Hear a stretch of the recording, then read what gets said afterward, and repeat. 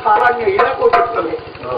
ಏನಿದೇನಿದು ಪ್ರಭೆ ಕಾನನದೊಳಗೆ ಎಲ್ಲಿಂದ ಬಂತು ಅಂತ ಸ್ವಲ್ಪ ಸುತ್ತಿದ್ದು ಸುಮ್ಮನೆ ಹತ್ತಿರ ಇರುವಾಗ ನಾನು ದೂರ ನಿರುಕಿಸುವುದಕ್ಕೆ ಹೋದೆ. ಸತ್ತ ಸಿಂಹ ಬಾಯ ದವಡೆಯಲ್ಲಿ ಕೊನೆಯ ಹಲ್ಲಿನಲ್ಲಿ ಕಚ್ಚಿಕೊಡುತ್ತಿತ್ತು ಅಮೂಲ್ಯವಾದಂತಹ ರತ್ನ. ಇದು ಸಾಮಾನ್ಯವಾದ್ದಲ್ಲ ಎನ್ನುವುದಕ್ಕೆ ಸಾಕ್ಷಿ. ಆಯಾಸ ಪಟ್ಟಿದ್ದೆ ಅದನ್ನು ಬಿಡುವುದಿದಾಗ ಇದು ಕೈಗೆ ಬಂದದ್ದೇ ಬಂದದ್ದು ನವ ಚೈತನ್ಯ. ಮುದುಕನು ಹೊತ್ತಕಾರಿಯಾಗುವುದಕ್ಕೆ ಹೊರಡುತ್ತಾ ಇದ್ದೇನೆ. ಹಾಗಿದ್ದರೆ ಕನ್ಯೆಯಾಗಿದ್ದವಳಿಗೆ ಕೊಟ್ಟರೆ ಯೌವನವತಿ ಆಗಲಿಕ್ಕಿಲ್ವೇ? ಕೊಂಡು ಹೋಗಬೇಕು.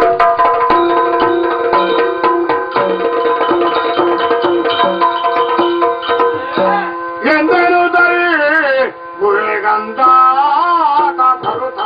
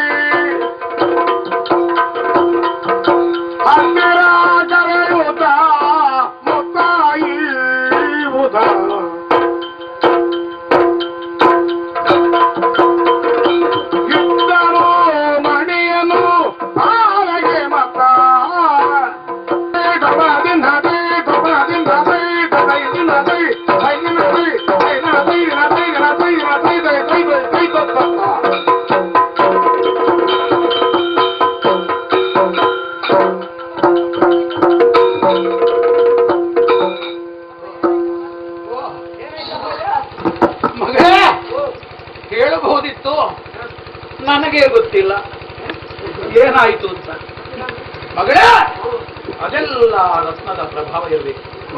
ಅದು ನನ್ನ ಹಸ್ತಗತವಾದಾಗ ನನಗಾದಂತಹ ದೇಹದ ಬಳಲಿಕೆ, ಆಯಾಸ ಎಲ್ಲ ದೂರಾಗಿತ್ತು. ಈಗ ಪರಿಶ್ರಮದ ಪ್ರಭಾವ ಅನುಭವ ಆಗ್ತಾ ಇದೆ. ನಿನಗೆ ಆಗಬೇಕಷ್ಟೇ ಮಗಳೇ. ನಿನಗೆ ಹೇಗಾದೀತು ಅದು ನಿನಗಾದ್ರೆ ನನಗೂ ಆದೀತು.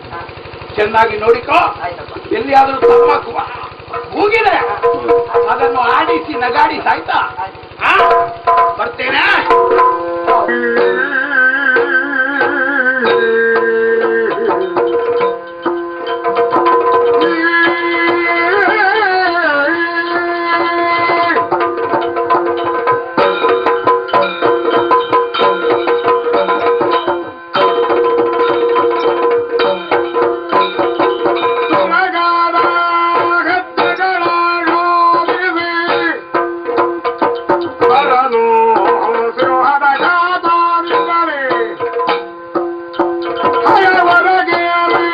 ಹೊತ್ತಿನಲ್ಲಿ ನೃಪನನು ಜೋ